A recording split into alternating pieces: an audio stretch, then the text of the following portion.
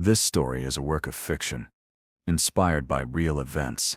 Names, dates, locations, and identifying details have been changed or dramatized to protect privacy and enhance the narrative. Any resemblance to actual persons, living or dead, is purely coincidental or used fictitiously. This content is intended for entertainment and educational purposes only. It does not aim to glorify crime, promote violence, or pass judgment on real individuals. Viewer discretion is advised. Some scenes may contain mature, disturbing, or triggering content. What you are about to watch could have happened anywhere, to anyone. It's inspired by real events. Whispers of truth, buried beneath layers of fiction. We've changed the names, the dates, the locations, but the emotions, the betrayal, the fear, those are real. This story is not meant to accuse, only to reveal, to make you question, who do you really trust?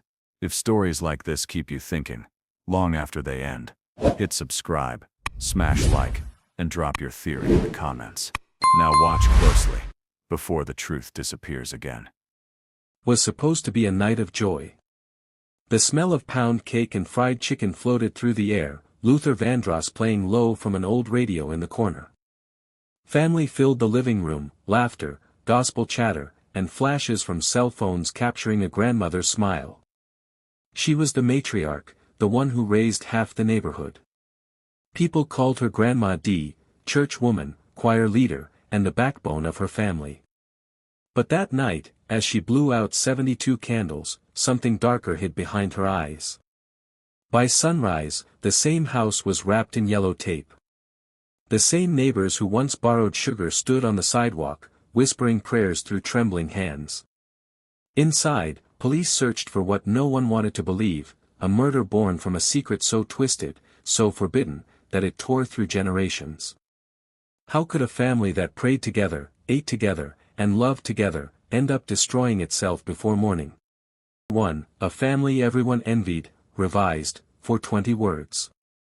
Before the shock, before the headlines, Grandma D was the kind of woman everyone admired. She lived in a small Texas neighborhood where porches told stories and Sunday mornings began with gospel on the radio. Her door was always open, to nieces, cousins, church kids who needed a meal or a little advice. People said she had a heart too big for her own good. Her grandson, Jamal, was 16, tall, quiet, with eyes that carried more sadness than youth. After his parents' divorce, he came to live with her. To Grandma D, it felt like a second chance. That boy's all I got left, she'd tell the ladies at church. And she meant it. They were close, maybe too close. She cooked his favorite meals every night. Bragged about him at Bible study. Bought him sneakers when his mother said she couldn't afford them. Neighbors saw them sitting on the porch late at night, talking about life and second chances. To anyone watching, it looked like pure love. A lonely grandmother finding comfort in family. But behind the laughter was a quiet kind of loneliness. Dee had lost her husband years earlier. Her children were grown, busy, scattered. The house that once echoed with noise now sat silent until Jamal's footsteps filled it again. Somewhere in that space, between grief and gratitude, boundaries started to blur. Family noticed, but no one wanted to speak first. Her daughter thought Jamal seemed too protective, the way he answered her phone or kept an arm around her shoulders for too long. A cousin once caught a strange glance between them, a look that felt wrong but disappeared before anyone could say a word. Still, people chose peace over confrontation. After all, this was Grandma D, the woman who prayed louder than anyone in church, who never missed a Sunday. Nobody dared imagine she could be part of something shameful. As her 72nd birthday approached, the house came alive again, balloons, soul food, family arriving from out of town. For a moment, it felt like old times. But inside that house, something fragile was cracking. Because while everyone was celebrating, a secret was already bleeding through the walls, a secret that would soon turn love into murder. The sun rose soft over the Texas sky that morning, slow, golden, unhurried. Inside Grandma D's house, gospel music played low from an old speaker, the kind of tune that always made her sway while she cooked. The air smelled of collard greens, cornbread, and fried chicken. Her family was coming from all over, Houston, Baton Rouge, Dallas, to celebrate her 72nd birthday. By evening, the small brick house on the corner of Maple Street was alive. The front porch creaked under the weight of relatives laughing, teasing, and hugging. Inside, nieces danced to old-school R&B while uncles argued over football scores. In the middle of it all sat Grandma D, lavender dress, pearl earrings, her gray curls shining beneath the warm light. She was radiant, proud, glowing. Jamal never left her side. He fetched her drinks, adjusted her chair, and smiled whenever she looked his way. To some, it was devotion, a grandson loving the only person who'd stood by him through everything. But others felt something else, a quiet discomfort they couldn't quite name. His hand lingered on her shoulder longer than it should. His eyes followed her every move. People noticed. They just chose silence. In families like theirs, you didn't question the matriarch. You prayed, you smiled, and you kept the peace. As the night stretched on, the crowd thinned. The music slowed. Outside, the street fell silent except for the hum of distant cicadas. Inside, a single candle flickered on the kitchen counter beside a half-eaten cake. Dee told Jamal to help her clean up. He joked about how much food was left, about how next year, she'd need a bigger house for all the grandkids. She laughed, but the laughter didn't last. Somewhere after midnight, that same neighbor who'd heard the party's music all evening woke to something else. A single scream, sharp, raw, and gone too soon. The porch light flicked on, then off again. A shadow crossed the window. Then, silence. When morning came, the street was filled with sirens and whispers. Police cars lined the curb, their blue lights reflecting off the family photos still taped to the window. Inside, birthday balloons sagged low in the air. The smell of sugar and smoke clung to the curtains. On the kitchen counter lay a single phone, screen cracked, still glowing. And what detectives found inside it would expose the kind of truth that destroys families forever. Morning came slow over Maple Street. The air was heavy, still smelling faintly of birthday cake, grease, and death. Yellow tape fluttered against the mailbox where just hours earlier, children had laughed and played. Now, the block stood in stunned silence, a neighborhood that didn't yet know how to talk about what it had lost. Inside the house, police moved like ghosts. Detectives whispered, camera shutters clicked, and somewhere in the distance, a gospel radio station kept playing softly, "Take Me to the King." The sound drifted through the open window, cruelly peaceful. Grandma Dee's body lay near the kitchen table, her lavender dress torn, pearls still shining under the morning light. A toppled chair, a streak of blood, and a phone with a cracked screen told the story no one wanted to believe. There was no sign of forced entry. No missing valuables. Just heartbreak, and betrayal. Detective Carla Monroe, a calm, sharp-eyed black woman who'd worked her way through too many family murders, stood at the door. She'd seen all kinds of violence, but this one felt different, personal, intimate, close. She said nothing at first. Just stared at the phone on the counter, still glowing faintly with a message bubble on the screen. When technicians unlocked it, the room fell quiet. Thread after thread of messages appeared, not one, not 10, but hundreds. Nicknames. "I miss you. Don't tell nobody. Promise you'll stay mine." Each word a small cut in the image of the woman this community had loved for decades. By noon, the news was everywhere. Church phones rang non-stop. Deacons gathered outside the fellowship hall, whispering, "Lord, not Miss D." At the barbershop, the men shook their heads. Some called it sickness. Others called it sin. But everyone agreed, something in that house had gone terribly wrong. Meanwhile, Jamal was gone. His bed was empty, a window cracked open, clothes missing. His bus pass and his favorite sneakers were nowhere to be found. Police released his photo to the press by evening. Detective Monroe read one last message on the phone before closing it. It was sent just minutes before the killing. Dee had written, "If they find out, we both finished. Come talk to me now." There was no reply. Outside, the street lights flickered on one by one, casting long shadows over the house that once felt like home. And for the first time, the town realized, the truth wasn't just ugly. It was unspeakable. By sunrise, the town had a new kind of silence, the kind that hums beneath fear. Posters with Jamal's face clung to every lamp post, his school photo staring back like a ghost that hadn't yet realized he was being hunted. The news called him a fugitive.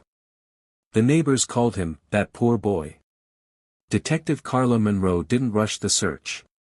She knew panic made people talk too much and listen too little. The phones at the precinct rang non-stop, tips, rumors, prayers disguised as leads. Some said they'd seen him near the old bus station.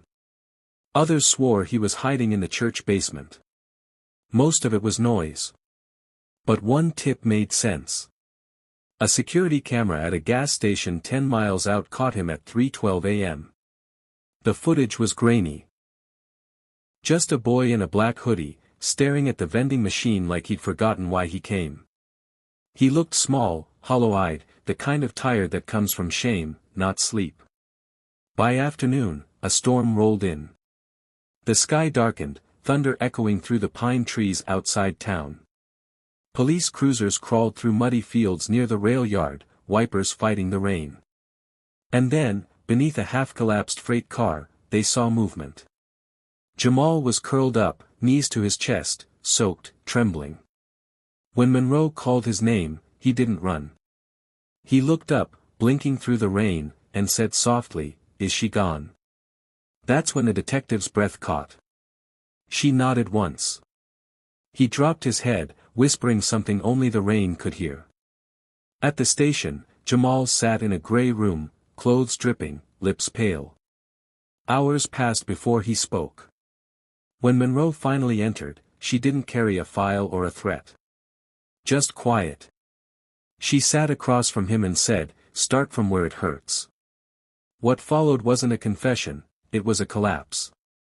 He talked about loneliness, about confusion, about love that turned into something else. He said he didn't understand how to say no to someone he trusted more than anyone. He said the fear of being found out grew louder than his heartbeat. That night, he begged her to stop, but she wouldn't. He pushed her away, hard, and she fell. Then silence. When he finished, he whispered, "I didn't mean to kill her.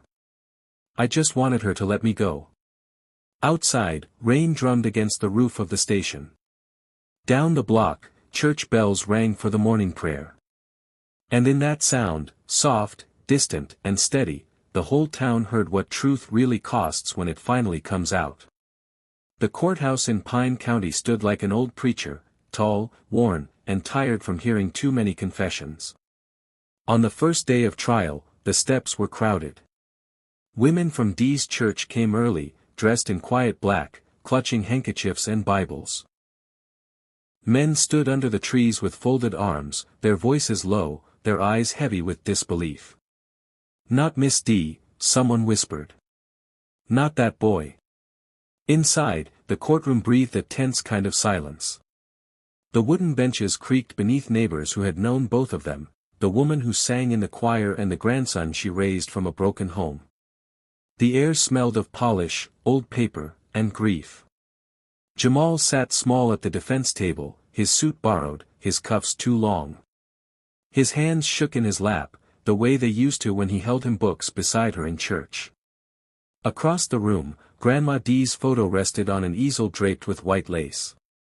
Her children sat behind it, torn between rage and mourning. The prosecutor's voice filled the chamber. He spoke of betrayal, of a child robbed of innocence, of trust twisted into tragedy. His words rolled like thunder through the wooden hall, and at one point, a church mother whispered, "Lord have mercy," under her breath. Then came the defense. They didn't speak in anger.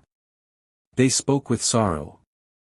They told the jury about the loneliness that crept into that house, the silence that became something dangerous. They painted a picture of a boy too young to name what was happening, and a woman too desperate to face her own emptiness. Detective Carla Monroe took the stand next. Her testimony was steady, but her eyes told on her. She said Jamal never spoke like a killer, only like a child drowning in confusion. The courtroom listened as she described his trembling voice, his confession, his guilt. By the end, even the prosecutor lowered his gaze. When the verdict came, no one breathed.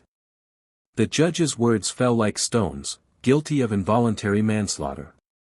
No applause. No cries of victory. Just silence, a deep, collective ache that stretched from the benches to the back door. Outside, cameras flashed, and the church bells struck noon. Some said the verdict was mercy. Others said it was betrayal.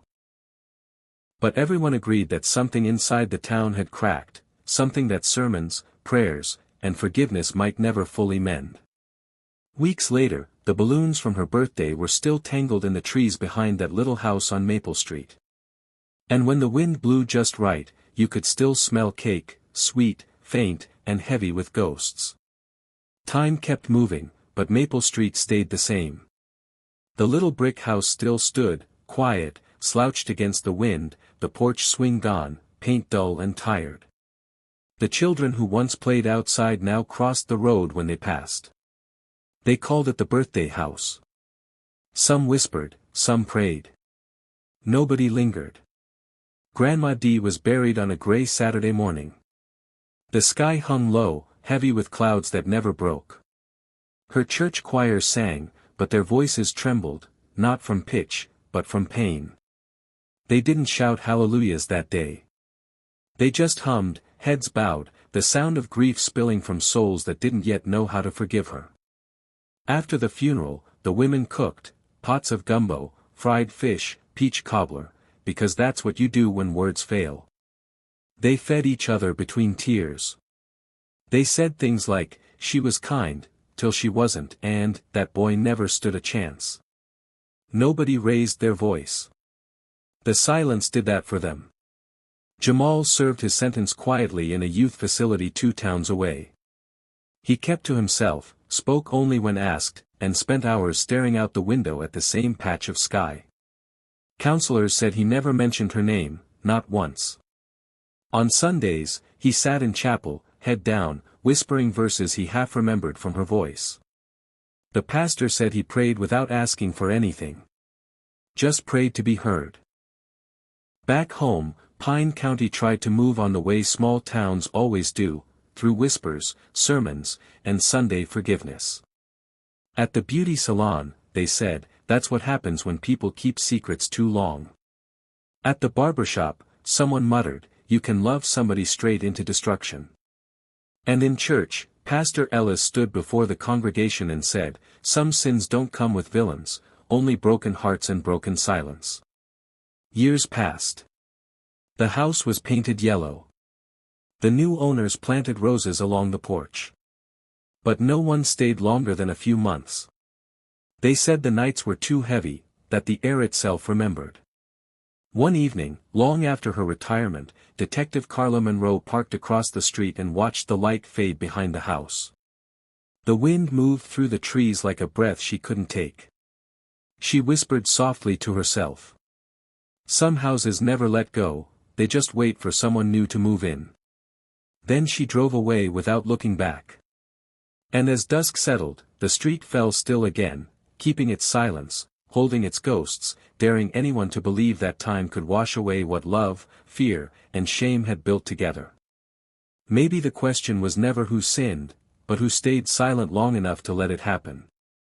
Some stories never really end, they just go quiet. The house on Maple Street still stands. Painted over, remodeled, renamed. But houses remember. They keep every whisper, every secret no one was brave enough to say out loud. Maybe this story was never about murder, or guilt, or even love. Maybe it was always about silence. The silence of a woman who couldn't face her loneliness. The silence of a boy who didn't know how to ask for help. And the silence of a community that saw something wrong, and looked away. That's the part that hurts most.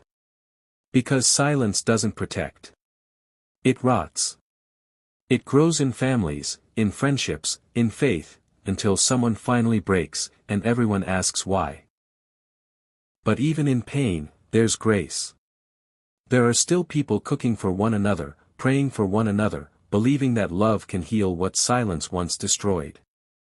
Maybe that's how towns survive. Not by forgetting, but by forgiving, slowly, painfully, honestly.